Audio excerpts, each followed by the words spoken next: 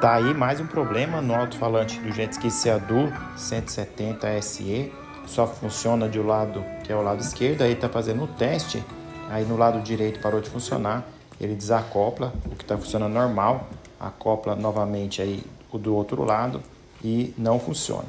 Então essa peça é bem cara e pode dar defeito. Esse aí é um Jet 2020, nós estamos em 2024.